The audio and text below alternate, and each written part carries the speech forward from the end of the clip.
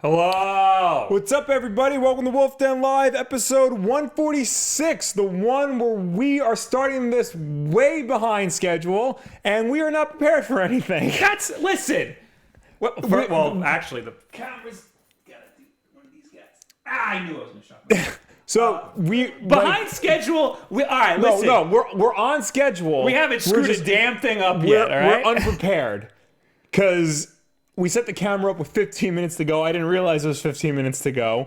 You sat down and said, "Oh, I'm not prepared." I did. Well, like a second ago, I was like, "Uh-oh." Yeah. So we're just. But as far as they're concerned, yes, everything's running perfect. smoothly. I don't like to lie to you guys though, and girls. Let's be real here, guys. What's going on, everybody? What's up? Mark Murphy, what up? Executor, what up? Finer Turtle, Growing Boys, Eric, Land Fantasia. What's up, everybody? Hello, anyone and everyone who is here. Help me shocking the camera. It's winter. It's shock season. I'm gonna get shocked. Yeah. Every time we do this, I need. What do I need? I need gloves. I need a grounding thing. You need to ground yourself. Drink water. Like get yourself moisturized. That helps. That's it. Moisturizer. Yeah. That's a thing. People Yes. say my skin is too dry. Mm-hmm. Anyway, we got a lot to talk about. Yes. There's a big block of Pokemon stuff to talk about that I'm interested in. Okay. Are you even gonna get Pokemon Let's Go? I don't know. It's looking pretty fun. I was thinking about this the other day, just in general, because like I really want to get Shadow of the Tomb Raider. Red Dead Redemption's coming out. That's gonna be a big. It's gonna be a big time suck. Like one or two other games that I'm really interested in are coming out real soon. Resident Evil 2's in January. Dark Souls for the Switch comes out Friday. Yeah. And I didn't know that. I don't know if I'm gonna get any of these games because I don't know when I'm gonna have time to play any of these games. The holidays. I don't know if I'm gonna have time on the holidays because I don't have off ever. Tell everybody to screw off. I should. Riley says the sync is good. I'm Good. gonna believe That's all him. that matters. All right. Well, let's jump right into Pokemon. Yeah, just go right into Pokemon. I was busy reading the articles for once, so I was, I'm prepared in weird ways. Yes. According to Nintendo Life and I think Eurogamer, Eurogamer. A lot of this came from an interview that Eurogamer did with Masuda. Mm-hmm. What the hell is his full name? Junichi Masuda, Game Freak's executive director. Okay. According to this, the Pokemon Let's Go series could progress to Johto if players enjoy Let's Go Pikachu and Eevee. Do you know what that means, Will? Isn't Johto the Gold and Silver region? Yes. I know things. I was talking about on my Twitch stream when I was playing Heart Gold.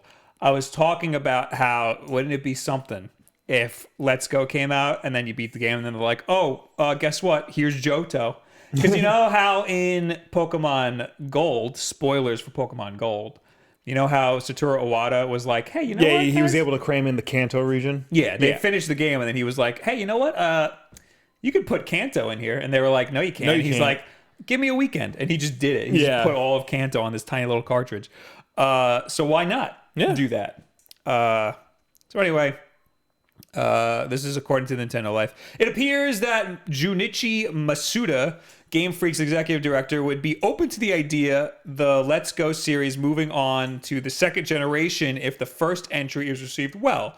This intriguing little nugget of information actually comes from a recent interview with Eurogamer where he was originally asked why Pokemon which are related to Kanto-mon, I don't know why it says that, through evolution, such as Jigglypuff's baby Igglybuff, I've never heard that before, No. won't be appearing in the upcoming games. Masuda said, this is a quote, so kind of at the basis of it, is that in the first generation, there aren't any Pokemon eggs. So, when we thought about how would these Pokemon be hatched in the first place, it kind of didn't make any sense. But also, we wanted to spend more time and put more effort into making the Kanto Pokemon, the original 151, as well made as possible and expressing them as well as we could.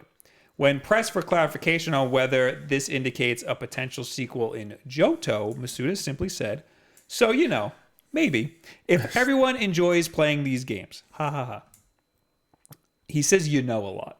Yeah. And there's a lot of quotes that I'm going to read from him, and there's every... I wonder if that's part of the translation. Maybe. Or if that's just how he's talking. I don't know. So, yeah. If this game does well, we might see another remake of Pokemon Gold. A remake, or would they just do DLC? Well, another Let's Go... Oh... I don't think DLC. I think they're just going to make a whole new game. Cash cow, man. True. Well, they can charge for the DLC. True. But they could just make a whole new game too. Yeah. And they have to have eggs and stuff. They need a whole system with it. I guess because I'm thinking of Pokemon Go, where they just added a new Pokemon to the game already. Yes. Because this is supposed to be a more casual game. That's true. This could be more like a service, Pokemon Go. And that could be the Let's Go. Maybe, if anything, they do Pokemon Let's Go. I don't know any of the other... Yeah, how would they add... Pokemon Let's Go, Togepi, and Chikorita. Those are the only two later ones I know. And nobody cares about Togepi and Chikorita. The name is already so long. How would you add on to it to be like, this is the gold version? Yeah, so you would have to pick two Pokemon from the later games. So let's just say Pokemon Let's Go Togepi and Let's Go Chikorita. And, it's still the same game, but they added all the later Pokemon to that game. I think DLC would be a lot better. It would be much easier. Prefer DLC. However, they want money. Yeah. Well, it would so what I'm trying to say is they would all be the same game. Right. It's just that one you would start with the Johto Pokemon, one you would start with the Kanto Pokemon. So different packs. Yeah. Okay. And you can just add on to it's like a starter pack. Yes. The Kanto is a starter pack. Kanto starter pack, Johto starter pack. I see what you're saying. But it's all one game still. I like that idea. Yeah. You should work for Game Freak. I should. But it looks like what's going to happen is if this does well, then after 2019's Pokemon, the next one is just going to be like a gold or something like that. Which is fine, I guess. Mm-hmm. It looks like the Let's Go. They called it the Let's Go series, so we're gonna get more Let's Go stuff. Yeah. And that's not it. On top of that, photorealistic graphics didn't match welcoming nature of Pokemon Let's Go Pikachu and Eevee, according to this interview. Speaking to IGN, this isn't your game, this is IGN. Yeah, director Junichi Masuda reiterated how making the game as inviting as possible was a major focus throughout development. The team at Game Freak went as far as removing, quote, aggressive styles of music to create a more pleasant experience. I guess he's talking about the battle theme is very aggressive. Yeah.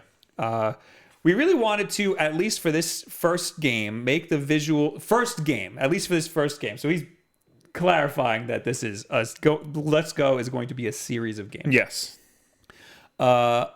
Make the visuals as well as the audio just feel kind of inviting, not intimidating at all. So even for the music side, we've used more aggressive rock or techno styles in the previous games. We purposefully avoided those in this game just to make it really a warm and inviting experience. The lead game designer, Kensaku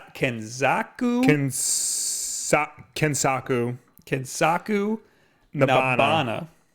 You got that, guys? Yeah. Elaborated on this, explaining how the team had experimented with photorealistic visuals before Masuda encouraged the team to go with friendlier aesthetics. Usually, when you would have much more power with the Switch and taking it into HD, I think the natural tendency is to go for a more photorealistic approach. In the earlier days of development, we actually explored that direction quite a bit. But we got the direction from Masuda to go for this more kind and soothing and inviting experience with the visuals. After some experimentation, We just realized the more realistic, more photorealistic direction just wasn't really working for what we were trying to do. A lot of people, when they saw Pokemon Let's Go, they were pissed. Yeah. Because this is the first mainline Pokemon game. Well, I guess it's not mainline. It's not. It's the first major Pokemon game for like the home console. Everybody wanted, the great epic home console Pokemon RPG, and they thought they were getting this instead of, the next mainline Pokemon game. Right. The next, what was the last one? That just not Golden Sun and Moon. Yeah, Sun and Moon. Yeah, they thought they were getting Sun that. And Ultra Moon. Yeah. I was getting like Wind Waker vibes when everybody thought Wind Waker was going to be like that Zelda tech demo, and it wasn't at all. I could see that. I think Let's Go looks good, but Yeah, no, it does. I do. I mean, even Sun and Ultra Sun and Ultra Moon, people up-res those, and they looked good, but it looks kind of like what this looks like. Yeah. But that leads me to believe that Pokemon 2019 is going to be not necessarily photorealistic, but like a completely different art style. I don't know if it'll probably definitely be different, but they can't make it that different. Pokemon has been around. I think it will. I think that Let's Go is going to be there welcoming. Everybody come play this. If Right. you're 6 years old, but if you're 10 years old, you're going to want the edgy stuff. You're going to want the mainline Pokemon 2019. Right, but they can't. What I'm trying to say is they can't make the art style that much different because the Pokemon still have to look a certain way. Well, look at Pokken. They still look like Pokemon, but they have fur. That's they have what subtle fur. When they say photorealism, that's what I think of. I Right. think of an art style like that. I don't know if Pokemon would be good as photorealistic, because that's not Pokemon. I'm also picturing something along the lines of like Breath of the Wild. It's not photorealistic. Yeah, more like that, I think. It's not photorealistic, but it's definitely I guess more real looking than something like Let's Go. Yeah. Let's Go is very basic. It's very simplistic. It's very cartoony, yeah. Yeah. But then there's people who say they want it to look like the anime, which is which I think is great. Yeah. I think Dragon Ball FighterZ Z nailed the anime. Oh, absolutely, aesthetic. yeah. I don't know if Pokemon could do that, but I think it can. really cool The to problem is because Pokemon is very much a 3D game, and Fighter Z is a 2D game. yeah. So So your perspective is locked. yeah, You could do that in battles. yeah. But the thing is, because they're trying to go for the hand drawn aesthetic, doing full 3D can look weird. Because there's that one Simpsons game on 360 that they tried to do. They tried to make it look like an episode of the cartoon, but because it had to be in 3D, it didn't look Yeah. right. Yeah. And it breaks sometimes in Dragon Ball FighterZ Z, but for the most part, Yeah. it looks really good. I think Borderlands looks good, but I know you got Borderlands. you got problems with that. I mean, it looks fine. It plays terribly, but whatever. What do I know? Dark Type Music, who I'm sure used to be Dark Type Official. $2 super chat. Forgive me for interrupting, but where are the Oreos? Where are the new Oreos is the question. Yeah, are there new Oreos? I don't know. I know they're Halloween. You tell me. I know there are Halloween themed ones out, but I was gonna wait and get those for the Halloween episode. So When they put food coloring in there, yeah. it changes the texture. All right. So on the Halloween episode, I'm gonna get a regular pack and the Halloween pack, and we're gonna put this to the rest. To the rest. To the rest. I know the red dye changes the texture. I'm pretty sure the orange one does too. We'll see. We did pistachio. There's nothing else. I mean, what else do we got? As far as I know, there's nothing new.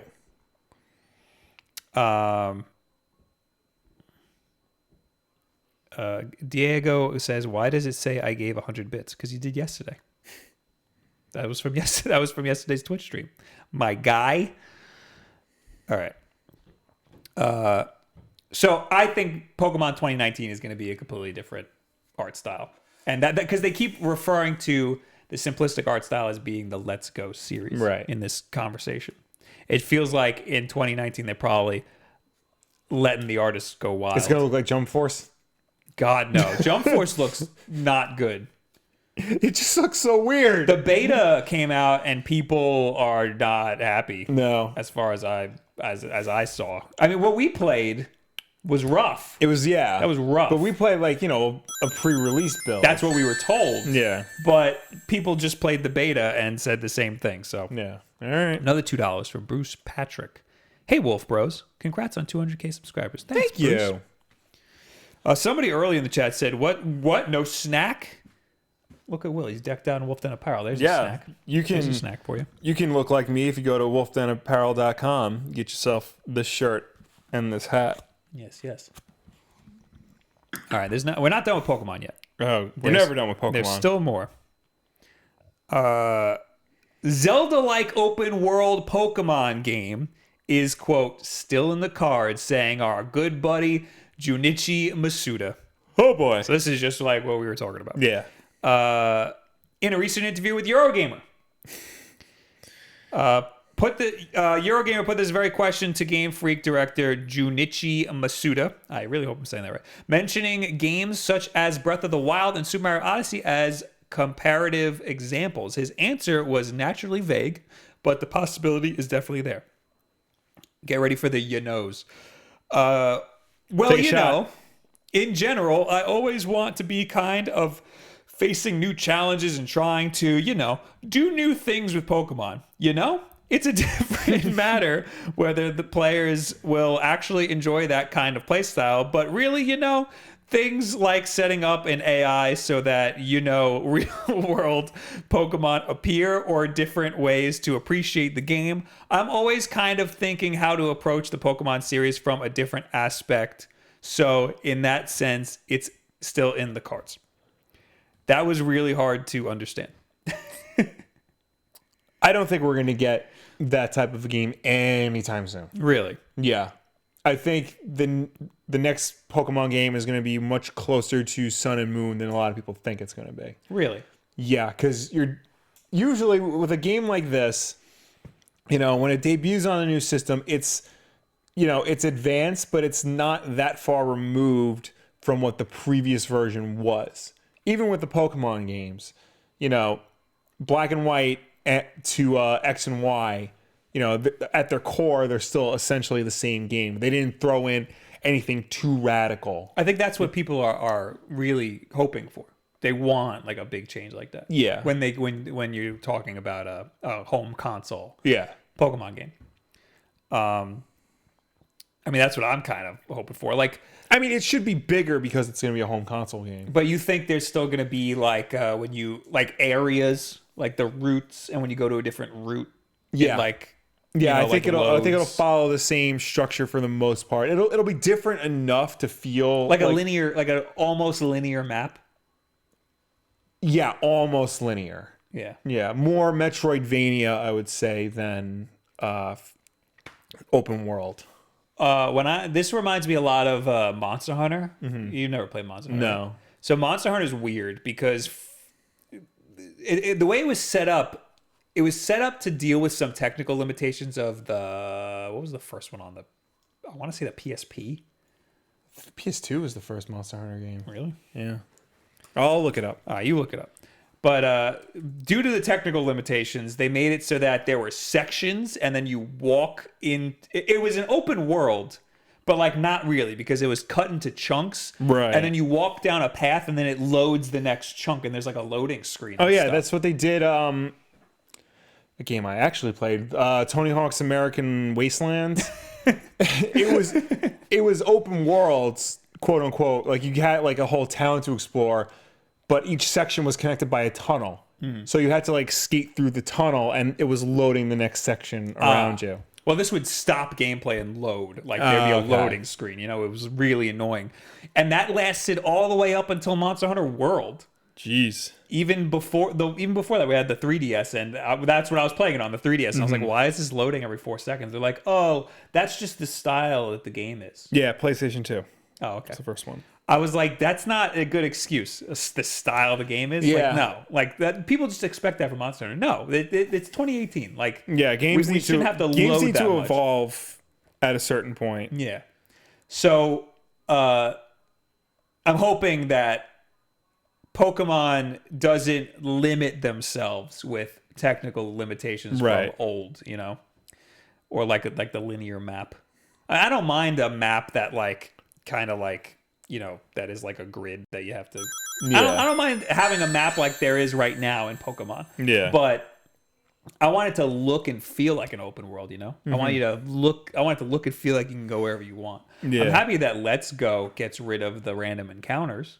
Yeah, that's nice. That's something I feel like you don't really need in Pokemon. Yeah. And that's something that a lot of purists are holding on to. Like, no, that's not Pokemon. We need random encounters. But NetStrife with $2 late fee. Thank you. Thank you. Thank you, NetStrife, for paying up. Everybody pay your late fee. I had a good idea for, what was it? Was it the random encounters? Yeah. Yeah. For random encounters, this is my idea, Wulff. This is my pitch for Pokemon. All right, let's hear it. When you're walking past a Pokemon and it's a really low level, and you're gonna do a random encounter, there should be like a prompt that comes up and says, "Oh, you're about to fight a Rattata. Do you want to leave it alone or do you want to obliterate it in one hit?" Yeah. And then you just hit obliterate in one hit, please, and it just feeds you XP. I feel like they already do that. You know, because you can run, that's leaving it alone, or you just select a move and obliterate it. Yeah, in one hit. you can do that already. Yeah. It's just that it takes like a minute. Yeah, It takes like a long time. There are too many to steps. get into the Yeah. battle. You gotta wait, and then you gotta. It's just annoying. Yeah. Why not? Oh, you're a high enough level where you're gonna destroy this in one hit. You want to just do it, and then you just do it, and then you can just run around and just friggin'. And they got to do the pomp and circumstance. Yeah. You know, Yeah. I get you. AJ says, AJ, resident Pokemon expert. Yes. People don't understand the fact that the game cutting to black is the game loading. Yeah, when does it do that?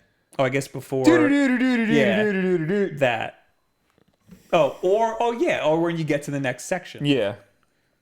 Hard Cold, I don't remember it doing that though. It seems like it. Oh, I guess when you go into a tunnel. Yeah. And then it loads. Yeah, so that's like cutting to black. I Or when you gotcha. go into a building. Eric says Tony Hawk's Proving Grounds and Project 8 were good too.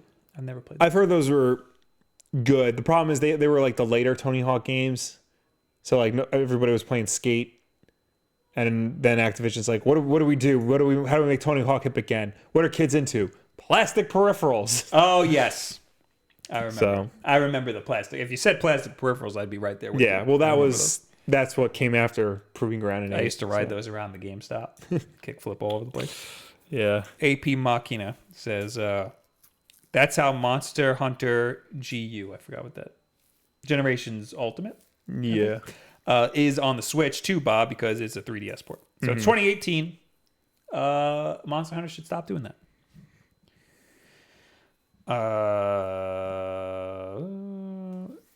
Executor says, I think AJ was still talking about Monster Hunter. Oh.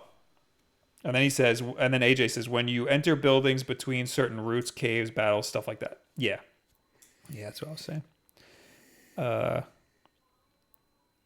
Okay. So I think that I think that Pokemon 2019 is going to be a big departure from everything before it, especially the Let's Go series. I think there's going to be It's definitely going to be radically different from Let's Go. I think there's going to be a big divide.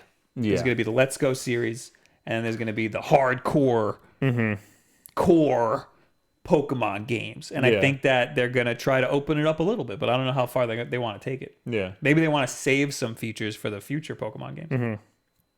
But the first one should be like a big deal. And the last little bit of Pokemon news that I have here, maybe this will get you hot and bothered for Pokemon Let's Go. Well, in case you haven't figured out, I'm pretty excited for Pokemon Let's Go. Mostly because I get to stream it. Pokemon Let's Go Pikachu / Eevee to include Master Trainers. Okay. This is according to Go Nintendo, who I love because their articles are so short. Are you ready for a real challenge in Pokemon Let's Go Pikachu and Eevee? Dev, guess who will, our best friend, Junichi Masuda, has revealed that post-game content for the title will include Master Trainers. Very powerful trainers that are going to give you a real run for your money. There will be 151 of these Master Trainers, and each will focus on one particular Pokemon. If you manage to beat them, you'll take their Master Trainer title for that Pokemon. Interesting. So, if you want to be a Scyther Master, Will, Yeah. this game will teach you how to do that. Pokemon Yellow took me about 40 hours to beat while I was streaming it, which is a lot. Yeah. Now there's gonna, in addition to whatever else they're packing into this game, there's gonna be 151 master trainers. Yeah. That you have to beat if you want to, do some. I mean, it gives content. you some good post-game content. It keeps the game going, but I don't know if me personally, I would want to go through all 151. Right. Maybe I would just want to prove that I'm like a Charizard master, or that's about You're gonna it. want to do at least the cool ones, Yeah. like a Mewtwo. There's gonna be a Mewtwo one and a Mew one. Yeah, that's gonna be cool. Hitmonchan. Prove I'm a Hitmonchan. That's the thing, master. though. You just rolled in there with like the what's it called, the weakness or whatever. Yeah. You got a Hitmonchan going there with a swole as hell. No, like a swole as hell Pidgey and just annihilate him or something. Is it Pidgey really the flying? I think is fighting weakness. Yeah. Interesting. Yeah, I know it's ridiculous. Yeah, it makes no sense. It really Most of doesn't. these make no sense. It really doesn't. I get confused because I think of actual science and then everybody yells at me. Yeah, because water is weak to. Water's weak to electric because water is conductive, but it's not. Yeah. It's what's in the water that's conductive. Water itself isn't conductive. Technically, water should be the weakness of electricity because you throw water on something electric and it short circuits. There you go. Yeah. See, that's thinking, Will. Yeah. Also, I think electric is good against flying. Flying should be good against electric. Yeah. But it's not. Electric is not good against ground, right? Right. Well, that makes sense. Actually, no. Wait, hold on. I know electric is not good against rock. That makes sense because rock isn't very conductive. But I would think flying should be at least immune to electric because it's not grounded. But that's not true. Well, see, I have this all. I have all my type charts saved. Yeah. Oh, here's the good one. Okay. The chat's probably going nuts right now that we're talking about this. Telling us Executor the right 66, go outside and try and punch a bird, Bob. Good luck with that. He's got a point. Yeah. What was I looking up? Oh, electric and what is it, ground? Yeah. Yes. Okay. Electric is not effective against ground at all. Okay. 0. Rock, it is neutral. So it's not weak or wait. How is rock neutral? There was an entire episode of Pikachu trying to beat Brock's Onix and Geodude. They're ground. They're rock. Yeah, well, they're both. They're both is the problem. Rock, it should also not be effective against rock. Maybe this is why I stopped playing the game. You're right. No, there's a lot of garbage like this. It's stupid. I have to say that Pokemon Heart Gold solves a lot of problems that I have with Pokemon Yellow. But Let's Go is based on Pokemon Yellow, so there's going to be a lot of... It's supposed to be rock, paper, scissors, and they're adding all these other things that the kid on the schoolyard would just invent out of nowhere. Yep. You're right. It's like, no, there's no meteorite in rock, paper, scissors. There's 3 freaking things. Also, that's the other thing. Grass types just suck across the board. Yeah. They're just awful. Yeah. And they will never not be awful. I just replaced them with electric types. They're just not worth having at all.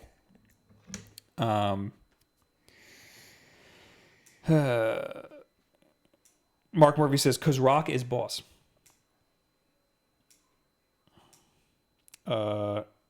Underscore says he set off the sprinklers. Is that what happened in the anime? I don't remember. It was like 20 years ago. Decepticon says they're ground rocks, not rock rocks. I don't know what he's talking about, but I feel like we have to move on. Sation says fighting is weak to flying because it's hard to punch birds. Oh, that's what the other guy said. Yeah. Okay. All right. So that's all of the Pokemon stuff that I have. Okay. I'm very excited about Pokemon Let's Go. I can see that. I'm not even a Pokemon guy. I like Pokemon Red and Blue. Yeah. And now I'm trying to get back into it.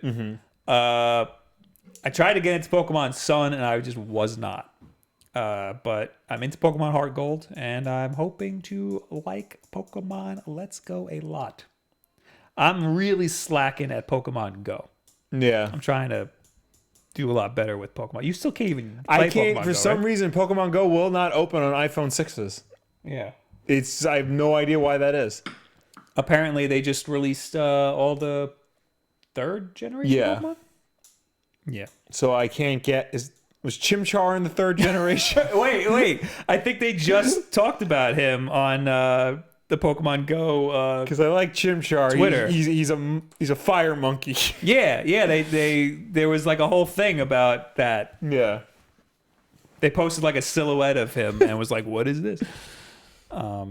Apparently, his tail has fire from some sort of chemical that brews in its stomach, according to the Pokemon Go Twitter. Nice. Okay. Everybody's the whole chat just went fourth, so it's the 4th generation. Grimhane says, "Will Rob Bob's Oh, I thought he was saying like our name 3 times. Will rob Bob's iPhone 7 and make him get a new iPhone?" I'll probably just wait till I have to get a new iPhone when my iPhone just finally explodes. Wait a second, is Chimchar in the 4th generation? I think he's in the 4th generation. I don't know. I haven't heard it 1,000 times in the chat yet. All right, moving on. Okay. What else do we got here? Oh, this is all you. Yeah, this is all me. It was a really exciting week for if you're into retro gaming or you just happen to be trying to get your retro games to play on your modern televisions, like a certain Will Wolf I know. So, on Monday, apparently, I saw this randomly on Twitter. 8-Bit Dough, the makers of retro-style game controllers, have put up a pre-order on Amazon for Genesis-style wireless We got to controllers. get our hands on these. I was not expecting this to happen. No, this came out of nowhere. 8-Bit Dough M30 2.4 gigahertz wireless gamepads for original Genesis and Sega Mega Drive. They come in 2 colors, black and white. They're 6-button configuration. They have an L and R button, so essentially you can play on other systems. Oh, it's not coming out till February 28th. Yeah, that's the thing. It's a pre-order. It's ouch. I know. My mom's yelling at something. Yeah, in case she's very excited about. Yeah, she's very excited about this. Of course, has a rechargeable battery. A retardable battery. Your words, not mine, Will. It's true. It's important to note it's not Bluetooth.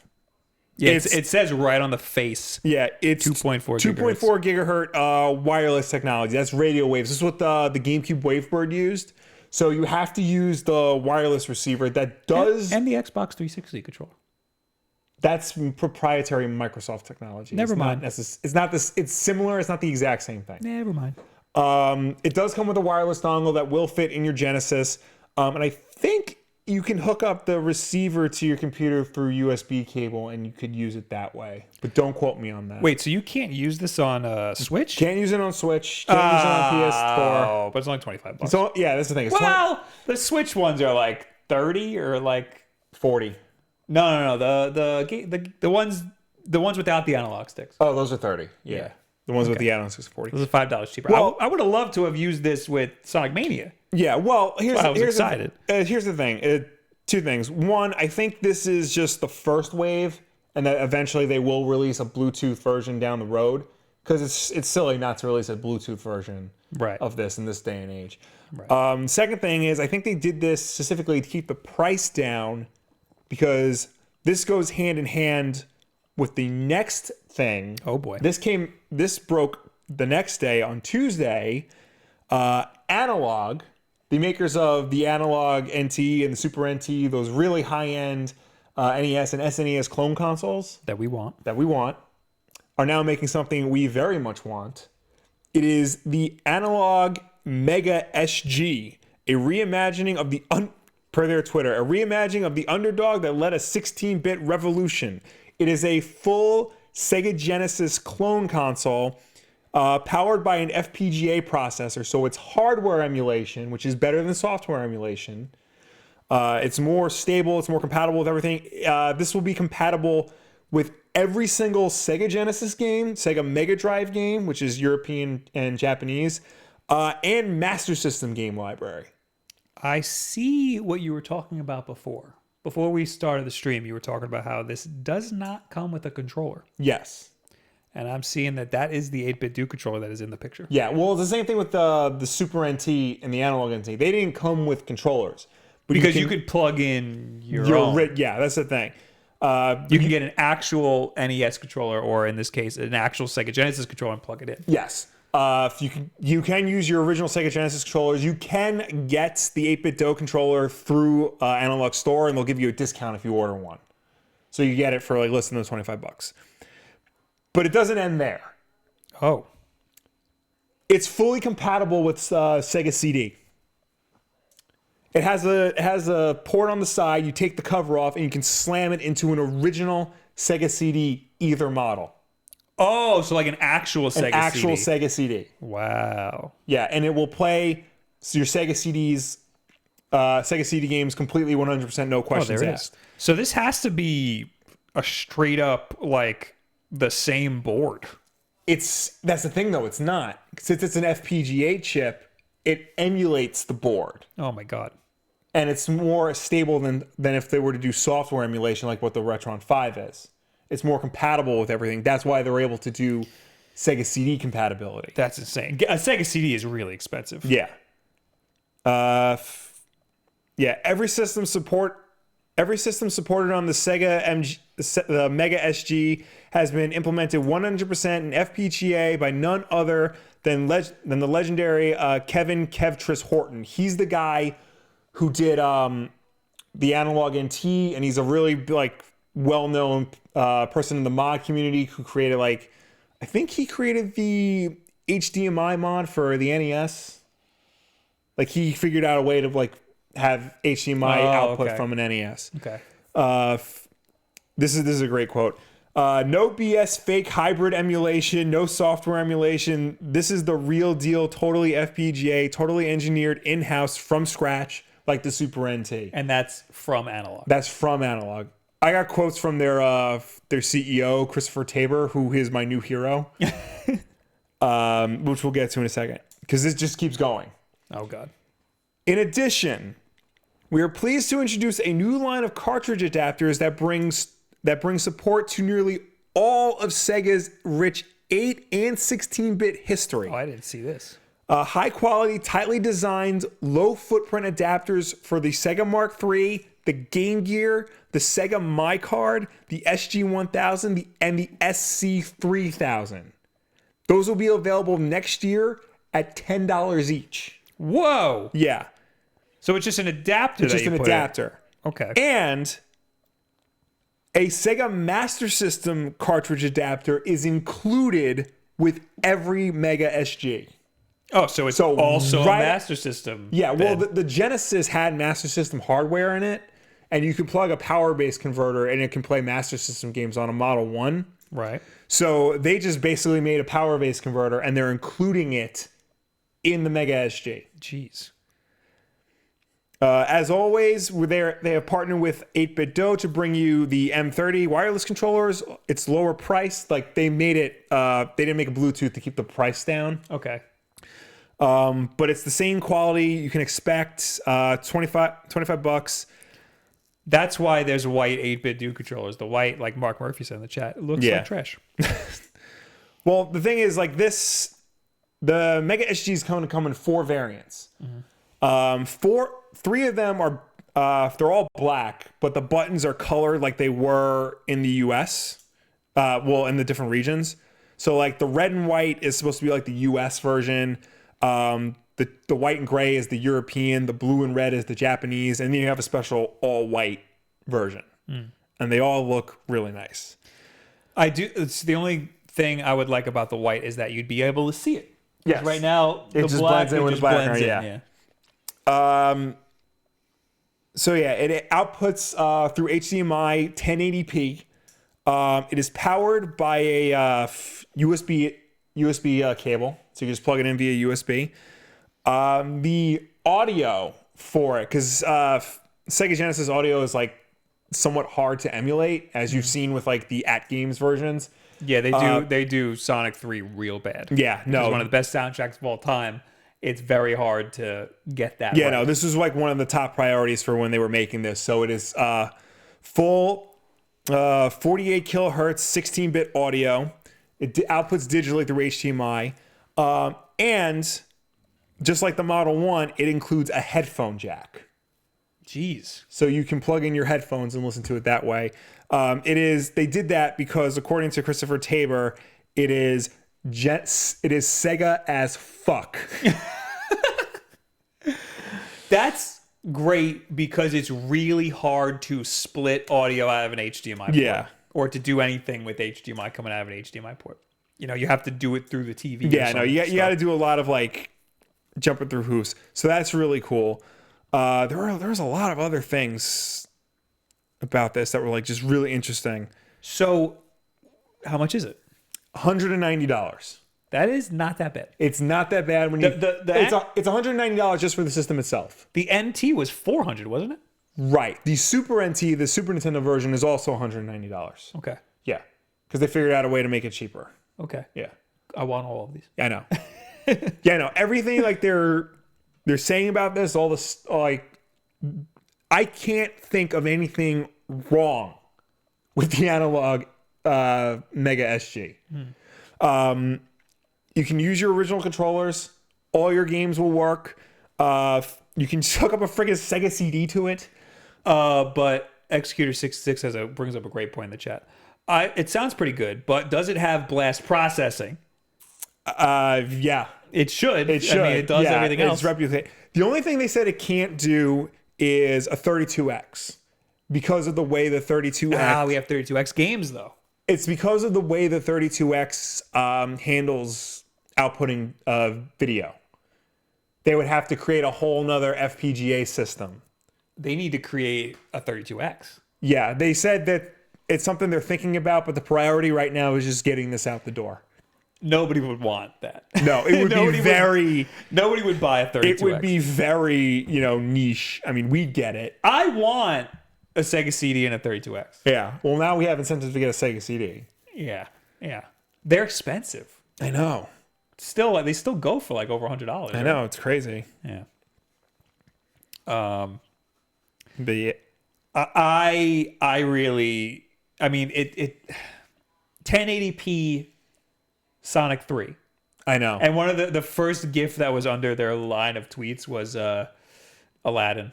Yeah. The Genesis version of Aladdin. The best version of Aladdin.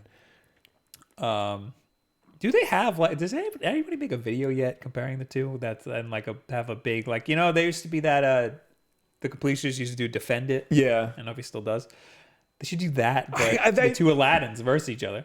I know there's a channel that actually compares Port Center. No, it's not Port Center. He hasn't uploaded in forever. No, well he now does it on FilmJoy. Oh, okay. But no, there's a channel that always compares the Genesis version and the Super Nintendo version of games. I forgot their names. It seems like it seems like you could run out of content pretty quickly making those videos. They did a lot of stuff. I don't know if they did Aladdin, but that's definitely something that's right up their alley. That should be the first one. Yeah. What else is there?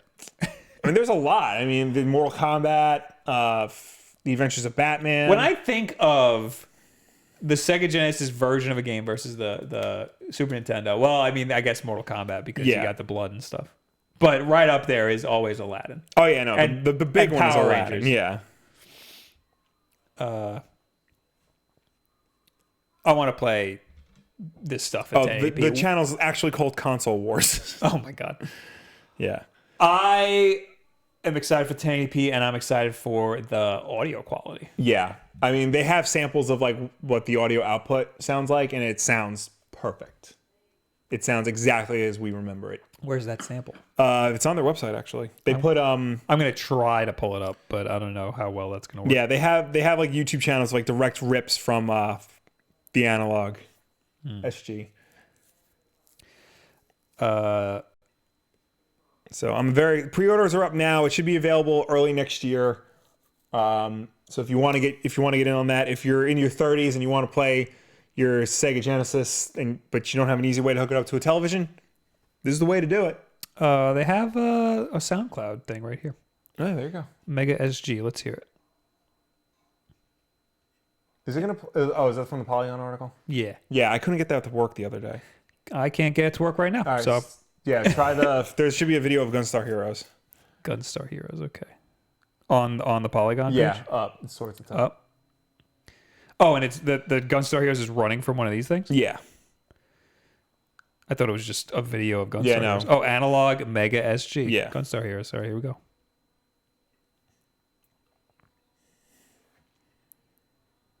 Are you gonna play? Is it the problem? Maybe my speakers aren't all the way up. No, wait, no, we were we heard the alerts and stuff.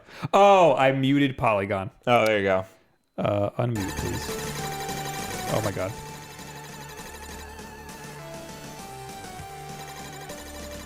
Wow. Yep. Wait, when you're playing a bad emulator, You can tell. you can tell because the music is just effed and the sound Yeah. effects. Yeah, no, that sounds really good. Yeah. I'm very excited for this. Well,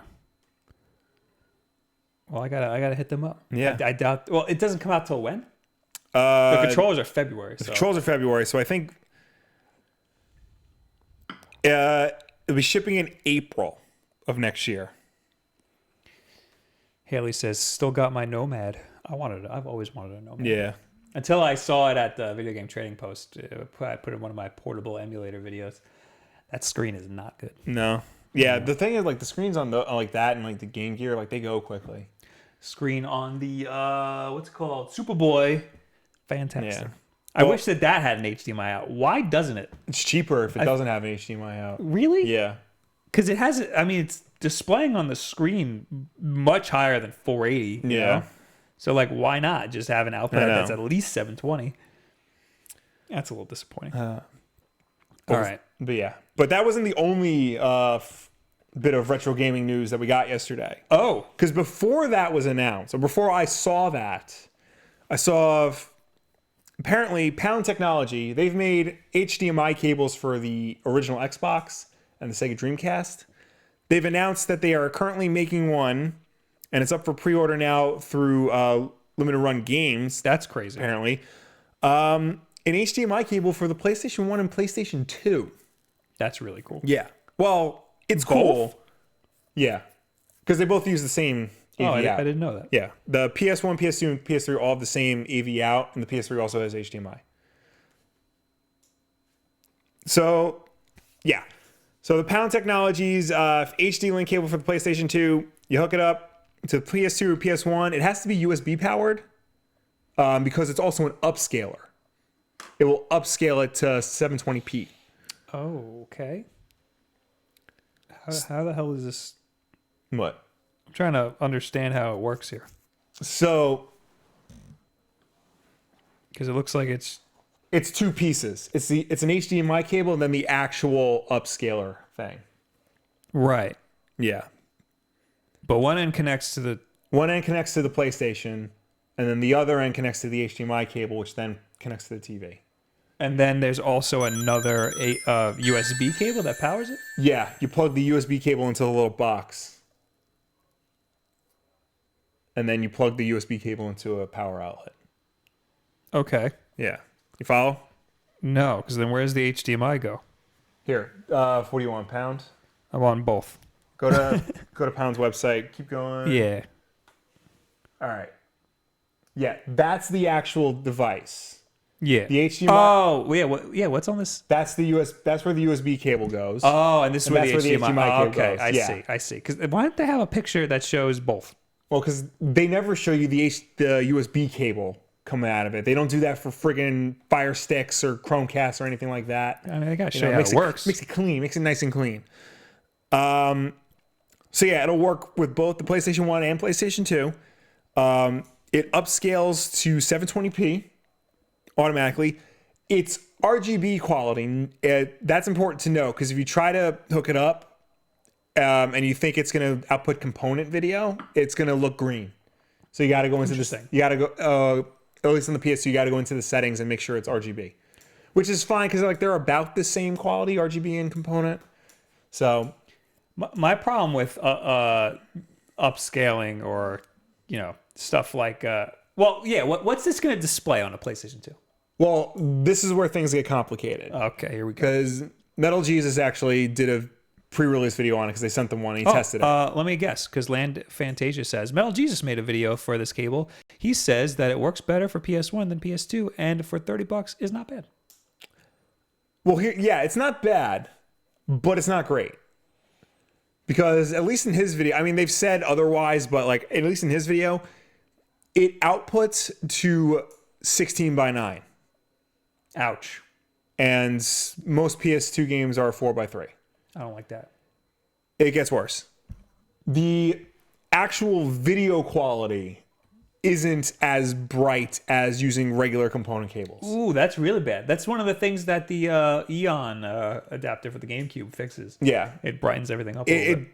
It gets worse than that. Because the output to 720p, it forces everything to output to 720p. Mm-hmm. A lot of PS2 games support 480p. Right. Which is like the natural, like high resolution. Which is what I would want. And some PS2 games actually support 1080i. Yeah. This thing is not compatible with any of those display modes. So you can't use alternate display mode. So like Gran Turismo 4 has like, you can do 480p, 1080i. With this thing, it can only output to 720p. This thing just sounds like a way to plug your PlayStation 1 or PlayStation 2 into an HDMI. That's basically what it is. It is a very basic device that only really does one thing. That all this said, for a PS1, it actually works really well. There's no real complaints for it. I think because the PS2 is like much more sophisticated hardware-wise, it's got all of these little like PlayStation 1 probably doesn't have games that support different types of resolutions. It's probably just it is what it is. The PS1, most of the games output at 240p. Some games have menus that output at 480i. But just the menus. Yeah. But this handles it pretty well. And the colors are bright and everything works fine. So for the PS1, it's actually a really good device. It's only $30. It's only $30. Might as well. PS2, it's a little. That's up to you. Like if your TV doesn't have HDMI, if your TV only has HDMI, this might be your only solution for it. And like, $30, it's not terrible. You can play PS2 games on a modern TV this way. What's the other option? Isn't there like $100 cable or something? The other option is, like a OSSC or a FrameMeister, things like that. Component cable through OSSC or FrameMeister. Oh, remind me after the podcast. I can't say it now, but there's somebody's making a FrameMeister equivalent that I want to talk to you about. Okay. It's bizarre. All right, yeah, we'll talk about that. So yeah, I'm not knocking this because I think this is a good idea and this is a good first step, and I want to see more companies do this. I feel like if you're in the market for a way to hook your PlayStation 2 up to your modern television, you need to know what you're getting yourself into. Mm. This is, I would say, entry level. If you just want to hook it up and go, you can do it through here. If you want to hook your PS2 up to a modern TV with the best possible option, you might need to look elsewhere. So that's what I'm trying to get at. Twisted Shade says you have to pay a royalty fee to have HDMI. Is that true? Yeah, that is true. Oh. Yeah, you have to be part of like the HDMI consortium or whatever. What's their name? HD Retrovision, who make the component cables for the retro systems. They just recently became part of the HDMI consortiums because they're going to start like doing things like this now. Their stuff will probably be more expensive, but at the same time will probably like fix a lot of the problems that this thing has. So we're not getting it. It sounds like. We don't have a PlayStation 1. We don't. So like, what's the point? We have a PS2 and a PS3. Those play PS1 games flawlessly. Yeah, I'm sure PS3 probably is the best way to play a PlayStation 1 game. It's one of, yeah. Yeah. I'll have to watch the My Life in Gaming video to see what they say. What does My Life in Gaming say about the Analog STs? Or the NT, whatever. The Super NT they really liked. They even interviewed the modder who worked on the FPGA chip. And were they not like the NES one? I don't think I saw their video on the NES one. Okay. All right. Haley Gold says the clear answer is get an old ass TV. I want that. That is the clear answer. I want that one that Kevin Kenson has. It's this like it's what they used to test old consoles on. Oh, it has like handles on the side. Oh, like yeah, bizarre looking. The PVM monitor. I guess. Yeah, it's like it's a literal rectangle. Yeah, that's crazy looking. That's a professional video monitor. It's like $1,000. Yeah, it's a Sony. Yeah, My Life in Gaming recommends that too. I want that. Yeah, we're gonna get one of those one day. All right, that and we need to get a FrameMeister or something. Whatever the hell it's called. Well, on top of that, yes. Well, aside from that, we're done with retro stuff. Yes. Well, we're never done with retro stuff. Let's plow through a couple more things. All right, but before that, oh god, my best friend in the world. Oh, yes. LKM Cherokee for $5 super chat. Hey, Will, what are your thoughts on Justice League 10? I just realized that Aquaman 41 is a tie-in to Drowned Earth. That makes sense because Justice League 10 is the start of Drowned Earth, and it's a very Aquaman-centric event. I wonder why. It was pretty good. Might just be the best work Francis Manapul has ever done. He is one of my favorite artists. He is incredible, and I really wish he was doing more superhero stuff because it was just excellent. What's he been doing lately? No, he was doing Descender with Jeff Lemire. Really? No, that's Dustin Nguyen. Yeah, it's Dustin Nguyen, yeah. Oh, what the hell was Francis Manapul doing? He's doing the Flash for like ever. We had a Flash. He wasn't doing the Flash for a while. He was doing Trinity, but he only did like the first few issues. And Superman, I think, a little bit too. Yeah. Yeah, I don't know what he's been up to since Trinity. But yeah, read Justice League. I don't know if Francis Manapul is going to stay on the book, but read Justice League 10 just for Francis Manapul's art alone. But everything else is pretty good too. It's very... Scott Snyder's doing like just the weirdest crap on Justice League. And this was very Lovecraftian. But it was all good stuff. Twisted Shade says, I have the OSSC. I'm leaning towards that, but we'll talk about that afterwards. Okay. Yeah. We're going to end up doing a video on all these different options things. Because we're all very interested in it. Yes. Anyway, right, plowing through Diablo 3 themed Switch bundle. Yes, I just wanted to, this is going to be real quick. Yeah. I wanted to show it because people are going to be like, did you see that thing? Mm-hmm. There's a lot of Switch bundles being shown. Yes. I'm a little surprised Diablo was like, let's do a Switch bundle for our game that came out, like 5 years ago? Yeah. Well, it's coming to the Switch. I know, but still, it's weird. It's weird to have a whole Switch bundle for this. Like people are going to be buying a Switch for this one game. Yeah. I know people who bought a Vita when they found out that Diablo 3 was a remote play. Yeah.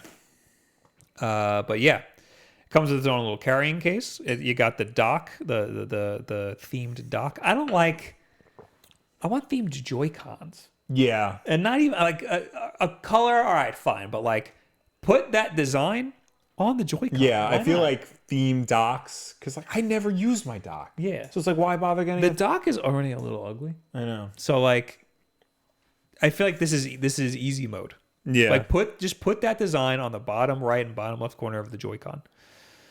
Oh, the back, there's a little like dragon wing on the back though. Or is that the tail? That's the tail of that little monster thing. So the back has a little thing. I like the backs. Right. The Pokemon one has a cool back. Yeah. I just cut myself with my knife that I'm fidgeting with. I need a butterfly knife so I can sit here and cut myself. Yeah. Or Fidget Cube or whatever. Fidget Cube. It's going to be $360, which is not bad. No, you get the game, a carrying case, a Diablo 3 carrying case. Oh, it's a full game download. That's cool. So you don't have to worry around with cartridge and stuff. There are always downloads that come with the... Are they? Yeah, that come with the system, yeah. Because I know, like, Sony and Microsoft, they give you the disc. Sometimes they don't. Because I got the Uncharted 3 PS4 bundle, and it came with the disc. Sometimes it's the code. I like it when it's that. Like when I worked at GameStop, and for the like the late life Xbox 360, sometimes they would come with like 3 games. Yeah. Some of those were downloads. Okay. Only some of them like were packaged in. Yeah. And people would be like, "Oh, it's download. Oh, it doesn't even count." But previously in other Switch bundles, they weren't giving you a deal at all. Yeah. I guess the game's going to be $60, so you're getting a free carrying case. Yeah. Like I know the Mario Odyssey bundle, nothing was free. Yeah. It all costs what it cost. Mm-hmm. So at least this you get in a free carrying case. Yeah. Cool. Neat. Eric says, I would love a Wulff Den branded backplate. I would love to give you one. Yeah. And BLC says, make a Wulff Den theme. Why don't you tweet at Colorware and try to get us to deal with Colorware? Yeah, do that. So that's cool if you like Diablo. I still think the Let's Go one is pretty damn cool. Because you got the Pokemon back. Yeah. Here's a rumor for you, Will. Okay. Aiding, which is something I've never heard before in my life. I've never heard that either. They might be working on additional Mega Man 11 content. This is according to Rockman Corner, which is a Mega Man site. Oh, because Rockman is his Japanese name. Yeah. Did you know that? Yes. Did you know that? Yes, I knew that. Somebody in my chat was giving me info like that the other day, and I was like, "Cool, dude. Thanks, man." Rock and roll. Did you know treble and bass? Did you know that Super Mario 2 was originally called Doki Doki Panic? That's my favorite. Did you know? Did you know? If a recent listing on the Steam database is to be taken at face value, more Mega Man 11 could be on the way. On October 10th, Mega Man 11's Steam database page saw the addition of a post-release branch titled Aiding. According to speculation, the branch name is a direct reference to 8ing, the Japanese video game developer who worked with Capcom on Tatsunoko vs. Capcom, Marvel vs. Capcom 3, Fate of Two Worlds, and Monster Hunter 3 Ultimate. The existence of the Aiding branch suggests Capcom have outsourced or are collaborating with Aiding to develop future Mega Man 11 content. To date, Aiding have not worked directly on any Mega Man game. Beyond the, quote, Wily Numbers instrumental tracks pre-order DLC, no additional Mega Man 11 content has been announced by Capcom. However, it's worth pointing out that the game does check for DLC upon boot up. So if additional content is planned / currently in the works, Mega Man 11 is already primed and ready for it. That's pretty much it. Okay, cool.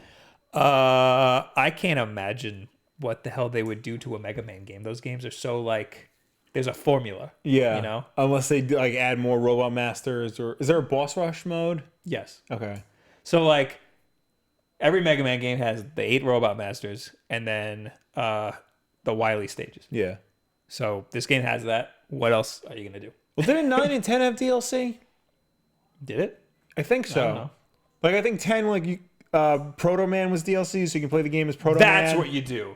You add characters that you play as. You can do that. I think it also had like an endless runner mode. Not like an endless runner mode, but like you keep going through the game like one endless level until you die and see how far you get. So they can add something like that. I like the idea of playing as Proto Man. I don't think Proto Man's in this at all. I mean, I haven't played it. Yeah. I've played it. I haven't beaten it, so I Right. I haven't gotten to the Wily stages yet. But yeah, that makes sense. It all makes sense now. There's definitely going to be DLC because if the game checks for DLC, then there's definitely going to be DLC. I just hope they don't milk it for everything that's worth because the game, it's a little sad. Like I wish that they spent a little more time on it. It's good. It's really good. I like it, but hey, $5 from Twisted Shade. You guys should do some collaboration videos with other retro gaming YouTubers. We'd love to. Yeah. Grimhane, first time ever, play as Roll. Yeah. You don't play as Roll in any of these games, I don't think. Thank you for the $5 super chat. You can play as Roll on a Mega Man Powered Up, according to Bad Mabel.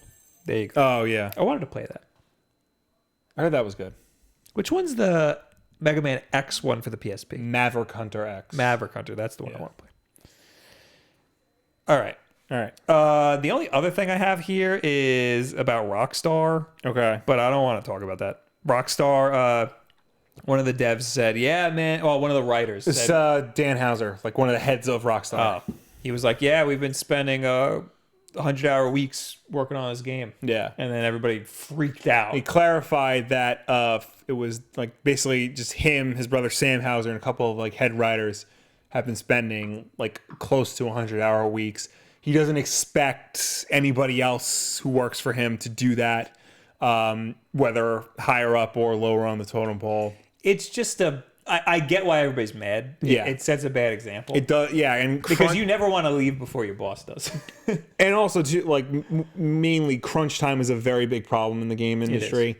Like there are companies that like expect you to work, basically 100-hour weeks to get the game out the door. It is hard not to. Like sometimes, yeah. Like, I mean, everybody's always like, yeah, it's poor management because you can just. If you manage your time wisely, you could get everything done in the time that needs to be done, which is sort of true. Sort of true. But also, like, think about us making our videos. Those last few hours before we're done, we're putting everything we got into that before it gets published out there, So, like, it's just inevitable. Like, once you start to get close to the end, you're going to want to put everything that you got into making this product the best thing that it could be. But to a certain point, like I understand because there's a lot of concern, like, if you're working from like 7 a.m. to 7 p.m. every day, 7 days a week, you're not going home to spend time with your family. You're not taking breaks. People, there are plenty of stories of people living in the office to try and get games done. Yeah, no, it's a problem. I'm not saying it's not a problem. I think that, obviously it should be managed better. Yeah. You should get whatever you need to get done in a timely fashion. But I think that there are certain people who just are always going to have crunch time and they're going to be fine with it. I don't think it should be expected of anybody ever. Right. But I think that there's certain people that they're going to want to have the best, they're going to want to put the most that they can into something and they're going to want to have the best product possible. Mm-hmm. Like somebody like Dan Houser. He should be allowed to crunch if he wants to crunch. He should be, but... I think if you want to crunch. But if it's going to be a problem, don't, and it shouldn't be expected of anybody. Right. Yeah, no. I mean, like, because where I work, people stay, 7 to 7. So it happened. And I don't work for a video game company, spoiler alert. I used to stay late working on marketing stuff, but like... Yeah. If I needed to leave, I could be like, hey... Could somebody cover this? Or, I'm not going to do it in time, sorry. But I wanted to get it done, Yeah. But I think it's good that, this came from Rockstar because, they've been accused of, like, enforcing crunch time in the past with, like, the original Red Dead Redemption and L.A. Noire with Team Bondi. So it's getting that discussion going and hopefully, like, it is the step to, like, alleviating this problem in the games industry. Right. So... Well, like imagine, think about other industries. Like, when you're making a movie. Yeah. Those are like long hour days, right. But that's the thing too. Like, people shouldn't have to do that either. There was something like a year ago, the guy who plays Archie on Riverdale, got into a car accident because he was too tired because he spent like 13 hours filming. Yeah. I think that it's something that you shouldn't have to do, but if you want to, then, you're going to do it. Like, I mean... there's like staying an extra hour or two after work is one thing. Staying at work for weeks on end, sleeping there to try and get your game out the door is not the people acceptable. Who make South Park. They pull all nighters like the 2 days up until the episode airs.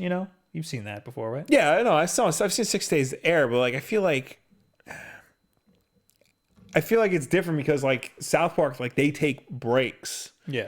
You don't really get breaks in the game industry. Yeah, the breaks are you get laid off when the game ships. Exactly. Which is a whole other problem. Yeah. Yeah.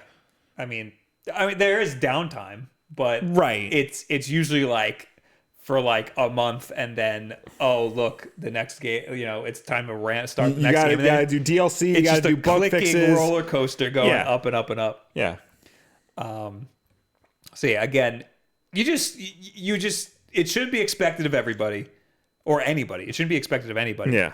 But if you want to spend the extra time to make this thing as best as possible, you should be allowed to do it. Mm-hmm. And you shouldn't be shamed for it. I mean, you shouldn't be shamed for not doing crunch time either, but you shouldn't be shamed for doing it too. Yeah. I mean, the problem is that he's like one of the heads and he was talking about 100 hours like it's like he should be commended for it. That's kind of a problem. Yeah. He shouldn't put a connotation on it like that. He probably just shouldn't have said anything, Mm-hmm. Should just quietly spend his 100 hours a week.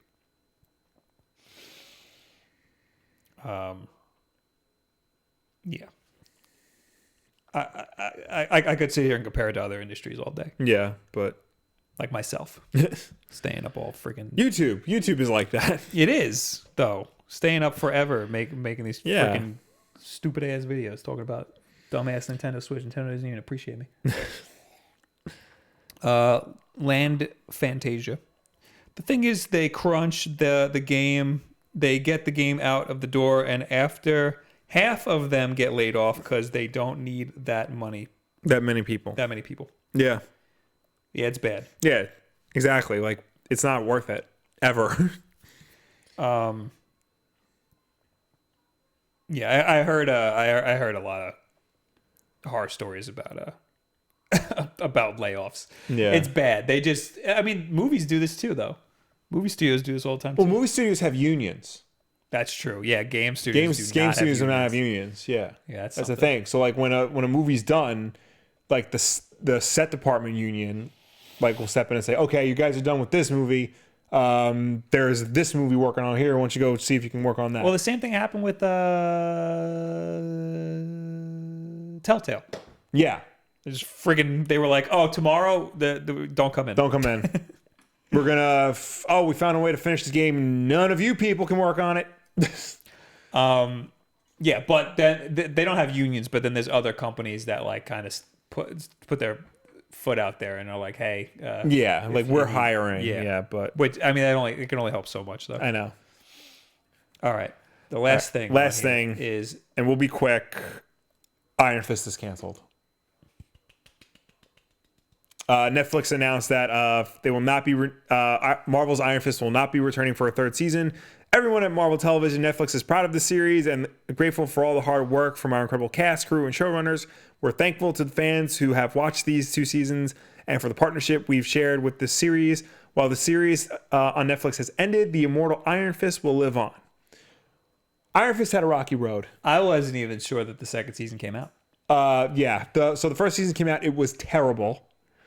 So I heard. Second season came out, and I haven't seen it, but everybody who I've spoken to and every review I've read said it is leaps and bounds better than the first. Like it is substantially better. It's like a completely different show. It ended on a cliffhanger. Oh God. So yeah. So spoiler alert for Iron Fist season 2. Colleen becomes the Iron Fist. Oh. And Danny, along with Ward Meacham, his frenemy, are traveling around the world trying to like figure out what exactly it means to be the Iron Fist. And Danny's new power are the Iron Fist guns of Orson Randall, who was his predecessor as per the best Iron Fist story, the last Iron Fist story by Ed Brubaker, Matt Fraction, David Aja. I did a video on that. Check it out. Love me some David Aja. Yeah.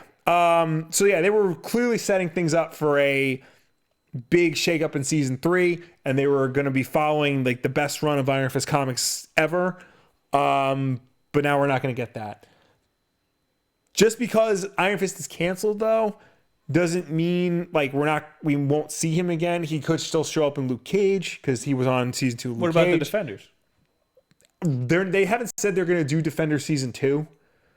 But that's also a possibility. Sounds like you could wrap all this up in Defenders. You know? Yeah, I think so.